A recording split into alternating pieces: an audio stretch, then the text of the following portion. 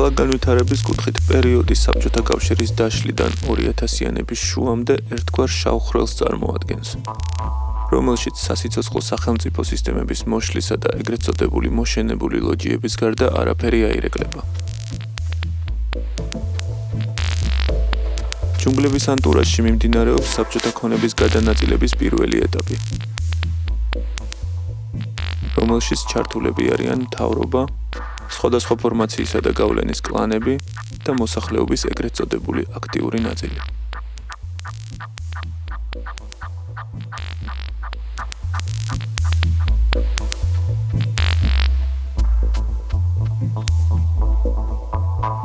საბჭოთა კავშირის მერე ქალაქი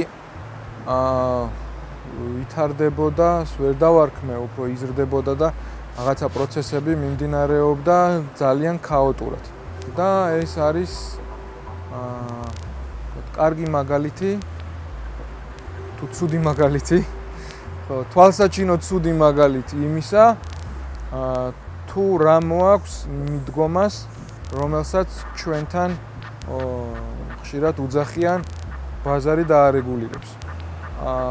ბაზარი არ ვიცი, შეიძლება ეკონომიკაში, ფინანსებში ბევრ რამეს არეგულირებს, თუმცა დარწმუნებული ვარ, იქაც კანონებია, ეგაც რეგულაციებია, მაგრამ ქალაქ განვითარებაში ჩვენთან ეს რეგულაციები არ იყო, ან მინიმუმამდე იყო დაყვანილი, რამაც ამ ბაზარს საშუალება მისცა ეკეთებინა ის, რაც მას უნდოდა.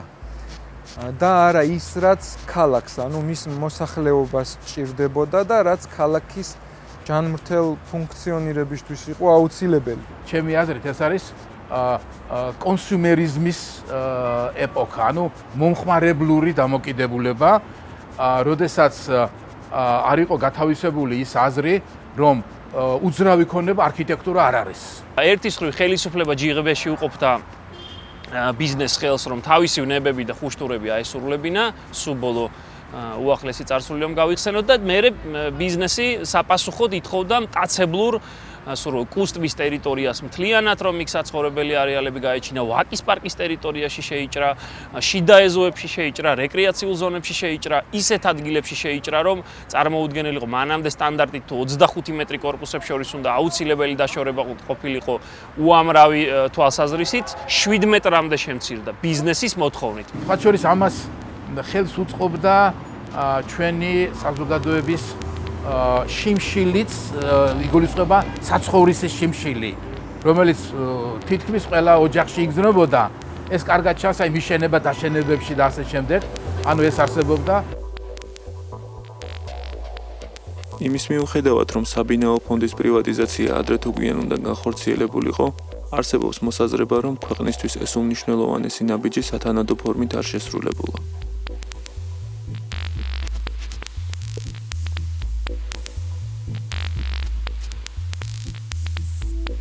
აქ უნდა იცოდეს ჩვენმა საზოგადოებამ ის, რაც არ იცის. სახელდობრ პრივატიზების იდეა ეკუთვნოდა პირველი პრეზიდენტის მმართველობის ხანას და პერიოდს. ძალიან საინტერესო კანონპროექტი გამოქვეყნდა 91 წლის სექტემბერში ბინების პრივატიზების შესახებ. სადაც ძალიან წიგნიერად იყო ყველაფერი დალაგებული, დაშვებული იყო პრივატიზება, მაგრამ არა ასე ვთქვათ მუქთად, როგორც ჩვენ მივიღეთ ბინები, არამედ გამოსყიდვის ფორმაში. ეს არ იყო უსაშველო თანხა. ჩემი გაანგარიშები დაახლოებით შეიძლებოდა ალბათ 2-3 წელიწადში ოჯახს გამოესყიდა თავის საცხოვრისი.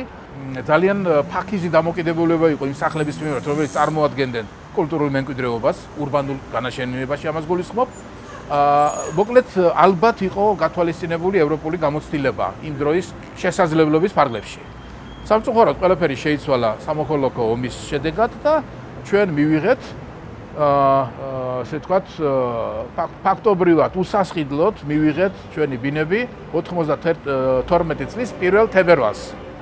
სწორედ ის შუალედია, როდესაც პირველი პრეზიდენტი გაძევებულია და შევარდნაძე არ არის ჯერ ჩამოსული, ეს ჩვენი ხუნტა თუ ტრიუმვირატი ცდილობს მასობრივი მხარდაჭერის მოპოვებას, ხელთ არაფერი არ აქვს, გარდა ჩვენივე ბინებისა და გვაძლევს უსასყიდლოდ სამწუხაროდ მაშინ ჩვენ წარმოდგენა არ ქონდა რომ ესე იგი საკუთრება არა მარტო უფლება მოვალეობაც არის გერმანიის მიწების კონსტიტუციაში პირდაპირ წერია რომ საკუთრება ავალდებულებს პირდაპირ წერია წერტილი ორი სიტყვა ხო ჩვენ ერთი მხარე მარტო რომ მე საკუთრება ანუ რასაც მინდა იმას გავაკეთებ თუ ახლა გავითვალისწინებთ რა ფონზე მოხდა ეს როდესაც ჩვენში ურბანული კულტურა და ქალაქში თანაცხოვრების წესები ცოტა შორსა ვართ ამისგან ანუ სივრცითი ქცევის ძალიან ეგოისტური მოდელები, პატერნები, ასე ვთქვათ, გვახასიათებს, მივიღეთ ის, რაც მივიღეთ, შედეგი ძალიან სამწუხარო.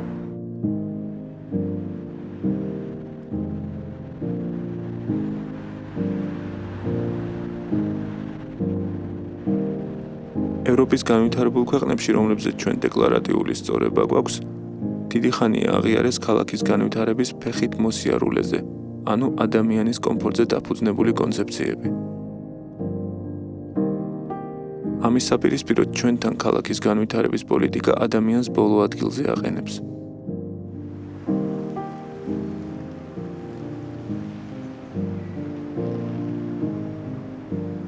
თუ ქალაქის სტრუქტურას შევეცდებით და მივამსგავსებთ ადამიანის აგებულებას, ანატომიურს, გვირთა მოედანი არის სწორედ ნერვების კვანძი, შეიძლება ასე ითქვას. დღეს ეს ასე თუ ისე წააგავს, თქვათ, ამერიკულ სპაგეტის ტიპის ასე კვანძებს, სატრანსპორტო კვანძებს, მაგრამ პრობლემას მე ამაში იმდენად ვერ ვხედავ, როგორც ერთ გარემოებაში, რომელსაც ყურადღება პრაქტიკულად არ ექცევა. მოხდა ამ მოედნის აბსოლუტური დეჰუმანიზება.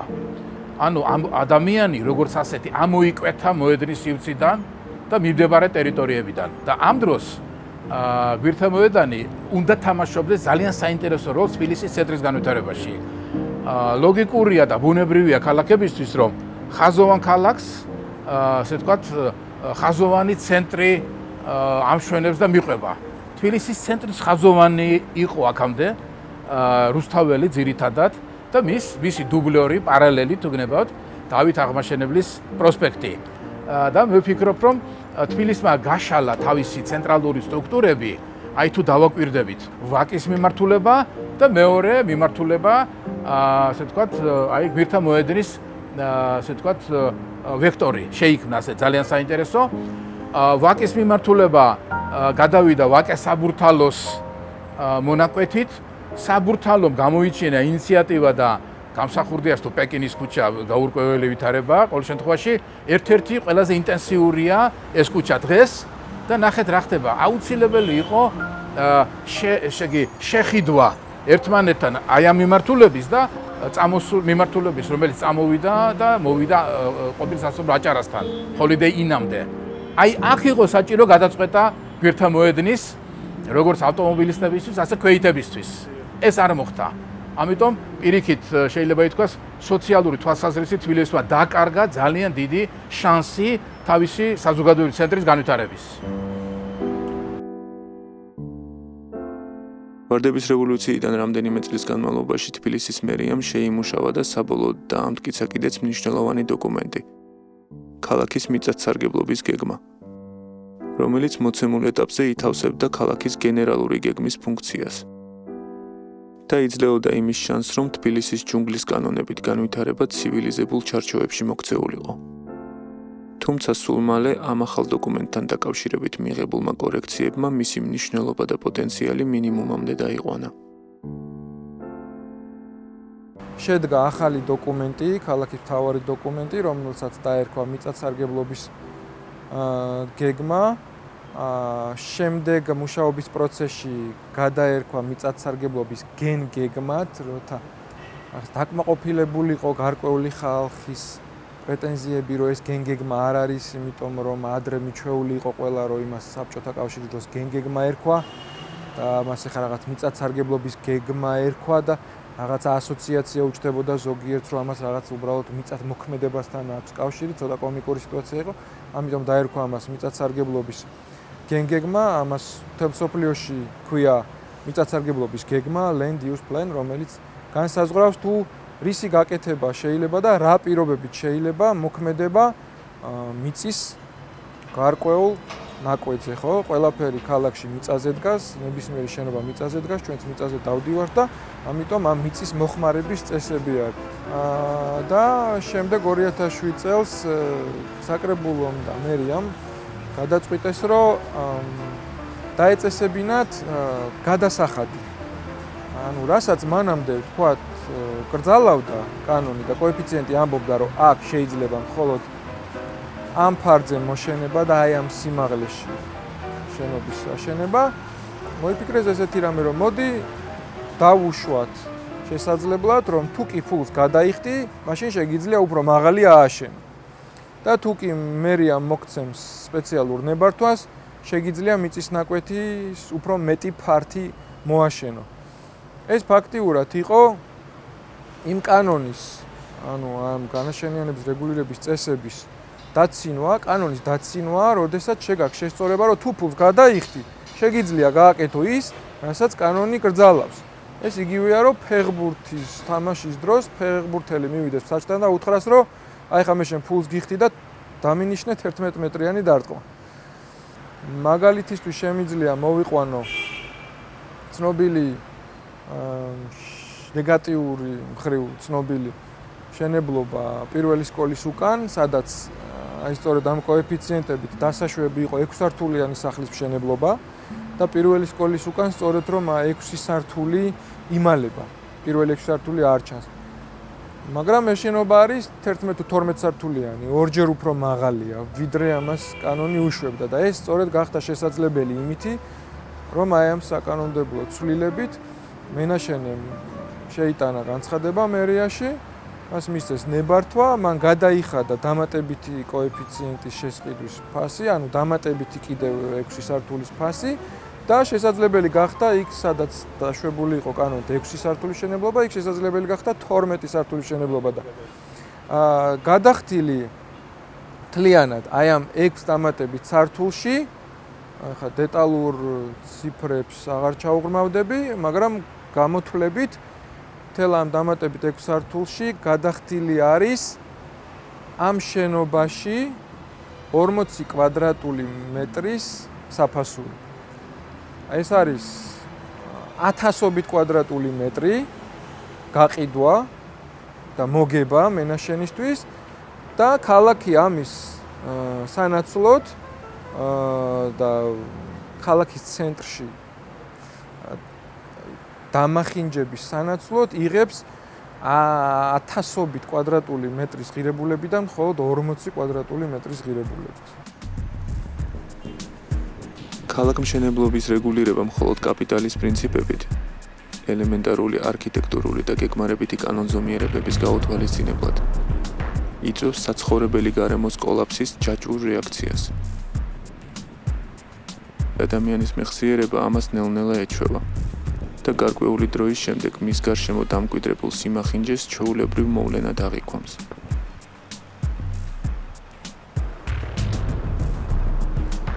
თბილისში, როდესაც ეკოლოგიაზე ვლაპარაკობთ, თბილისში დაუშვათ რუსთაველის გამზირზე ცოლოლაკი მთაწმინდა ვერა ვაკე, ცნობილი ფაქტია, რომ ძალიან შედარებით სხვა უბნებთან შედარებით კარგად მიავდებოდა, აქ დამახასიათებელი იყო ის, რომ მთაწმინდის ფერდებიდან, ქედიდან ყოველთვის უბერავდა ნიავი და ხდებოდა ამ უბნების, ასე ვთქვათ, ბუნებრივი განიავება, ბუნებრივი ვენტილაცია და ზოგ ადგილებში მოსახლეობას უთქვია, რომ ცხელ ზაფხულშიც კი ძალიან ხშირად საკმარის იყო ფანჯრის გაღება, რომ ეს ნიავი მოძრაობდა. აი ამ უბნებში ესეთი მასიური მშენებლობებით ეს ჰაერის ნაკადები დაიბლოკა. სხვათა შორის იგივეს ამბობენ ბათუმშიც, იმიტომ რომ სანაპირო ზოლზე ძალიან დიდი შენობები ჩადგა და ის ზღვიდან წამოსულ ნიავს უკვე ბლოკავს, რომლისკენაც იყო სწორედ მიმართული ეს ქუჩები, სწორედ ზღვისკენ იხსნებოდა, რომ ეს ქუჩები ნიავდებოდა. როდესაც ისტორიულ გარემოში ახდენ აი ესეთ უხეშ ჩარევას, როგორც სახეზე გვაქვს თბილისში, მთაწმინდაზე, ვერაზე, ვაკეში, ზედა ქუჩებზე, განსაკუთრებით იცვლება გარემო.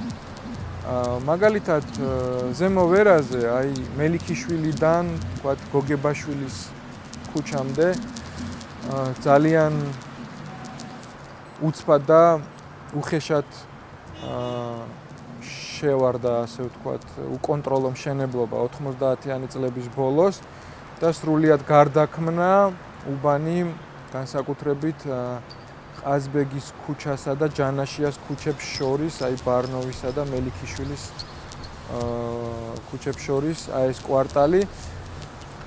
იმიტომ რომ ეს უბანი, ისევე როგორც თქვა, სხვა უბნები ქალაქის ცენტრში იყო ძალიან მიმზიდველი საცხოვრებლად და ძალიან პრესტიჟული. სწორედ იმიტომ, რომ აი ეს ფაქტორები, რომლებიც ეხან ვახსენე, აქ ძალიან კარგ პირობებს ქმნიდა ერთობლიობაში საცხოვრებლად. განაშენიანების მასშტაბი, ქუჩების განაშენიანების ხაზი, შეფარდება ქუჩის სიგანესთან, ადამიანური მასშტაბი, ეს ეკოლოგიური მდგომარეობა, ეს ნიავი და ასე შემდეგ, კულტურული მემკვიდრეობის ძეგლები ქმნიდა ძალიან კარგ და საინტერესო მიმზიდველ გარემოს საცხოვრებლად. ამიტომ კერძო ინვესტორები ძალიან დაინტერესდნენ, აქ ძალიან დიდი მოგების ნახვა შეიძლებოდა უძრავი ქონების განვითარების მხრივ, მაგრამ ისე უხეშად ჩაერიენ და აბსოლუტურად უგულებელ ყვეს ის გარემო, რომ მათ დაანგრიეს ის, რაც აი ამ მიკროუბნებს ხედიდა მიმზიდვას. რისთვისაც ისინი იქ შევიდნენ, ის მათ მოკლეს.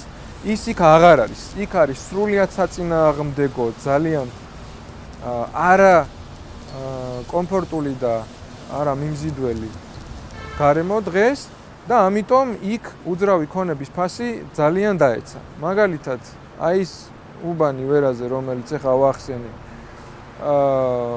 წლების წინ იყო პირველ-მეორე ადგილს იყოფდა ვაკესთან ერთად უძრავი ქონების ფასის მიხედვით ქალაქში და პრესტიჟულობის და იქ ცხოვრების სურვილის მხრივ იყო პირველ-მეორე ადგილზე და დღეს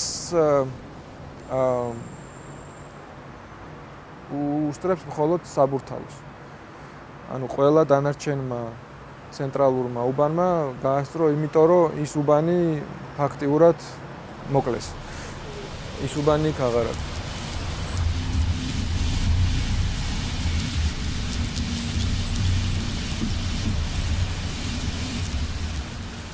კერძო ბიზნესის დაინტერესება ქალაქის ისტორიული ნაწილით ტრადიციული კონფლიქტის საგანია. თუმცა განვითარებულ ქალაქებში ძნელია კულტურული მემკვიდრეობისა და ისტორიული ლანდშაფტის მიმართ ისეთი დილეტანტური და ნაჩქარევი დამოკიდებულების აღმოჩენა, როგორც ამას თბილისის შემთხვევაში ვხედავთ.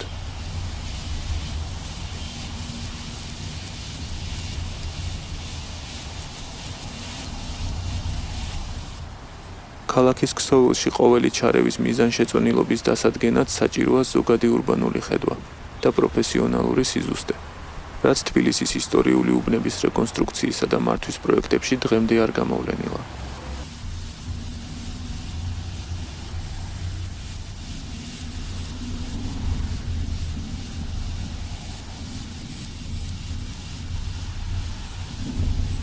ჩვენ გვჭირდება ქალაქში ინვესტიცია. კი ბატონო, მაგრამ ეს ინვესტიცია, რომელიც არ ითვალისწინებს ამ ისტორიულ გარემოს, რომ ითვალისწინებდეს და ერგებოდეს, რა თქმა უნდა, ესეთი ინვესტიციაც და ახალმშენებლობაც არის მისასალმებელი და აუცილებელიც. მაგრამ აი ისევ და ისევ ამ კერძო მოგების მაქსიმიზების გამო ხდება ხოლმე აი ეს უხეში ჩარევები ისტორიულ გარემოში, რაც ამ ისტორიულ გარემოს აზიანებს. და როგორ აზიანებს? პირველ რიგში სწორედ ეკონომიკურად. არსებობს გაგება ევროპაში და ამერიკაშიც კულტურული მემკვიდრეობის ეკონომიკა. ეს არის მთელი სფერო, რომელიც ძალიან მნიშვნელოვანია და ისტორიული ქალაქების მთავარი წყაროა შემოსავლის. ანუ ფაქტიურად ქალაქის ისტორიული ქალაქების შემოსავალის უდიდესი ნაწილი არის სწორედ ძველი უბნებიდან და კულტურული მემკვიდრეობიდან. ამიტომ ყველა ქვეყანაში, სადაც ეს ძალიან კარგად იციან და ეს მექანიზმი უკვე ძალიან დიდი ხანია კარგად მუშაობს, ამას უფრთხილდებიან, იმიტომ რომ ეს არის, ასე ვთქვათ, ამ ქალაქების ოქროს საბადო. ამიტომ ყოველად დაუშვებელია ესეთ ქალაქებში, რომ ვინმე თავში აზრადაც გაივლოს, რომ თქვათ, დაუშვათ პრაღის ძველი სტარი ხრადის ცენტრში ან ამსტერდამის ცენტრში ვიღაცა უცბად მოინდომოს და 9 სართულიანი კორპუსის, საცხოვრებელი კორპუსის პროექტის აშენება გადაწყვიტოს. ერთი ეს ალბათ ნაკლებ სავარაუდოა, რომ ვინმე თავში აზრად მოუვიდეს და ხო, რა თქმა უნდა, კატეგორიულად გამორიცხულია, რომ ეს ქალაქმა დაუშვას. სწორედ იმიტომ, რომ ეს აზარალებს ქალაქს და აზარალებს მის ეკონომიკას და მის შემოსავალს. აი ამ კულტურული მემკვიდრეობის მოვლით და ხელშეწყობით სახელმწიფო, ასე ვთქვათ, პირდაპირ ჩარევის გარეშე ძალიან აუმჯობესებს სოციალურ ფონს აი ამ უბნებში. ანუ საკმარისია, რომ რაღაცა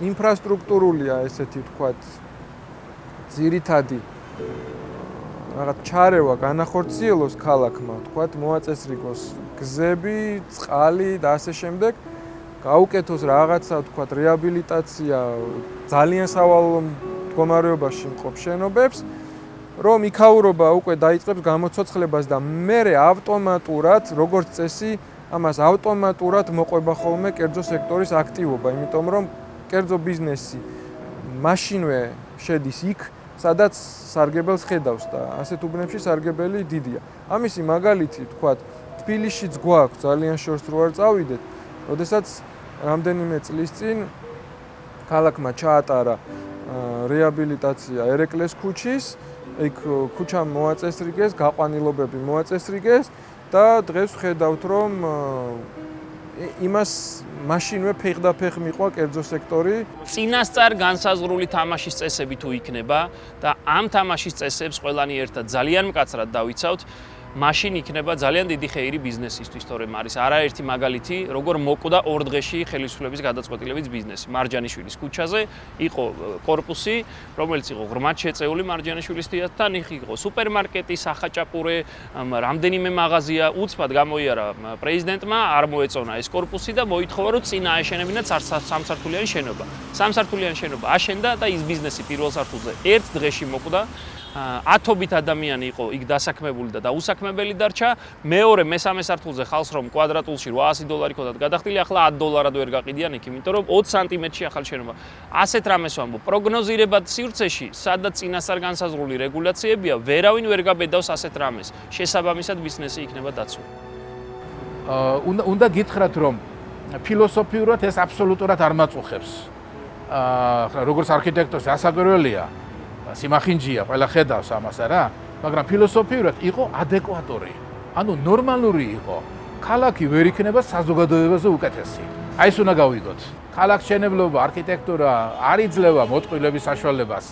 ნებისმიერი, ვისაც ესმის ელემენტები ამ ქალაქური განვითარებისა, ერთი გასეირნებით ქალაქში დიაგნოზს დაუსვავს ჩვენ საზოგადოებას და არა არქიტექტურას.